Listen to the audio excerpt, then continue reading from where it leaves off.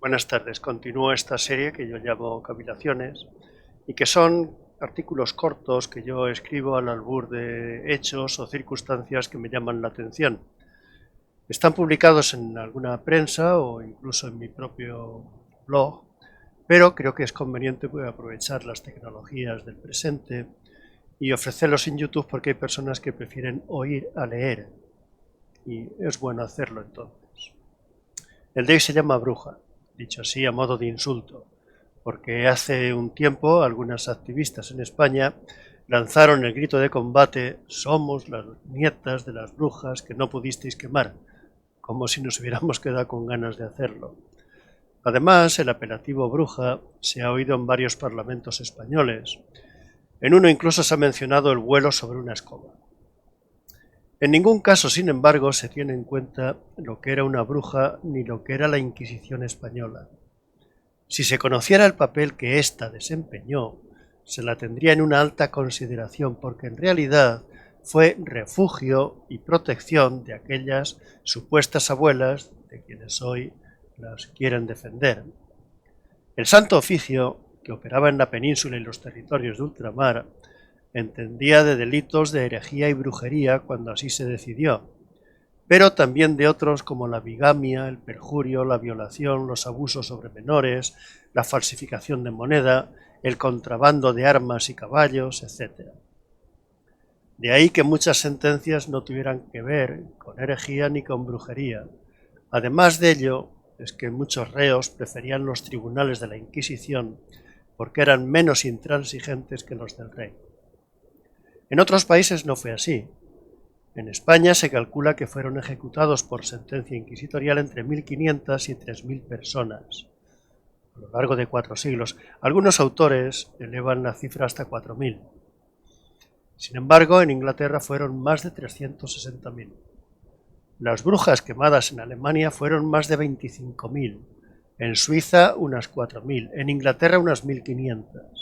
En Francia 4.000 y en España 27. Entre brujos y brujas. Algunos calculan que la cifra debe elevarse hasta 50 o 52. El problema de la brujería, una práctica propia de todas o casi todas las sociedades, es una parte del problema general psiquiátrico de la demarcación entre la realidad y la imaginación delirante.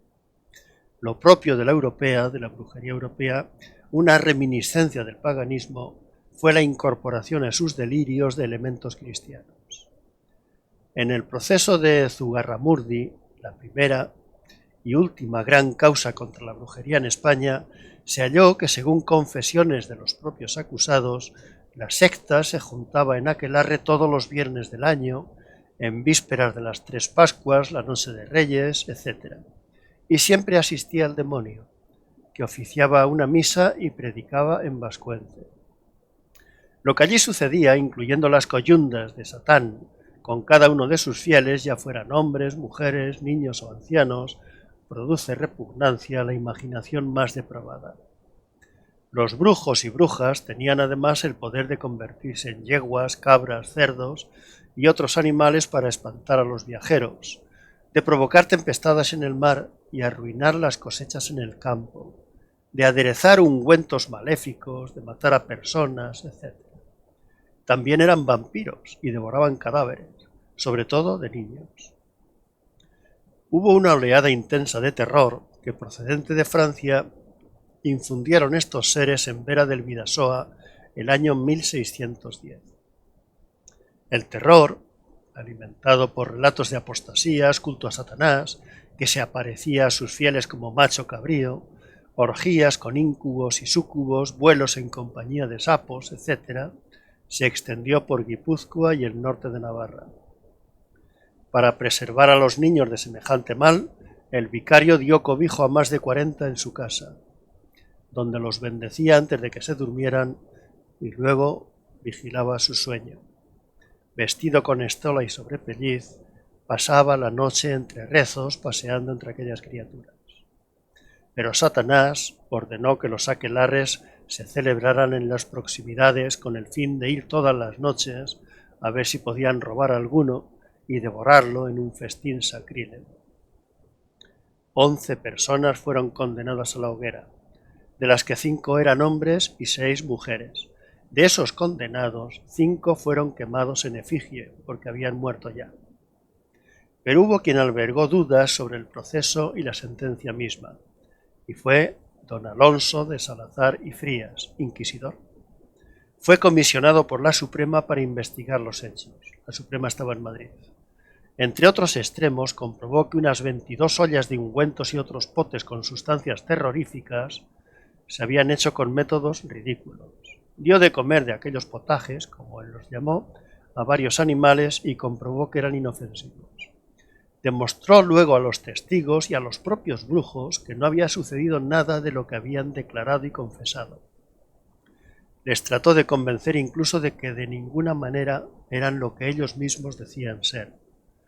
Rogó a varias matronas que examinaran a una joven que aseguraba haber tenido contacto carnal con el diablo y haber derramado mucha sangre por ello, y las matronas encontraron que seguía siendo virgen. Con otras varias doncellas sucedió lo mismo. Como varios muchachos contaban que se celebraban aquellos aquelarres en cierto lugar la noche de San Juan, envió a 2 secretarios a comprobarlo. Estos atestiguaron que no hubo nada ni sucedió nada en aquel lugar y tiempo que decían. Por último, Salazar y Frías llegó a registrar 1.672 perjurios y falsos testimonios. Su conclusión final fue que no había pasado nada y no había sucedido ninguno de los actos deducidos o testificados en el proceso de Zugarramurdi. Aquel hombre de mente preclara logró establecer una barrera diacrítica entre la realidad y la ficción, para lo cual tuvo que luchar contra la opinión pública y la credulidad del momento. No obstante, en 1614, la Suprema divulgó una instrucción sobre la brujería que recogía casi todas las ideas de Salazar. Gracias a sus indagaciones, se regularizó un método igual para los procesos brujeriles. Se concretó la forma de las acusaciones y se puso en orden la prueba testifical, por si un temor exagerado y necias fantasías, artes mágicas y encantamientos servían de pretexto a delaciones falsas. Hubo otras medidas del mismo tenor. Así contribuyó el Santo Oficio al progreso intelectual, por muy extraño que esto suene. Todo lo cual tuvo un efecto salvífico sobre muchos individuos alienados, crédulos o de imaginación calenturienta. Y esto fue posible porque el Santo Oficio gozaba de prestigio entre la población, lo que lo convirtió en una importante fuerza racionalizadora. En nuestro tiempo no hay ninguna institución que goce de la misma aceptación, razón por la que pululan por doquier las creencias más inverosímiles y extravagantes, desde la fe en los extraterrestres a las sectas oscuras que manejan los hilos del mundo, desde algunas ideas que provocan terror ante el cambio climático hasta algunas combativas facciones antivacunas, etc. La barrera diacrítica es más vaporosa, mucho más tenue en nuestro tiempo que en la España del siglo XVII. Hasta otro momento, amigo.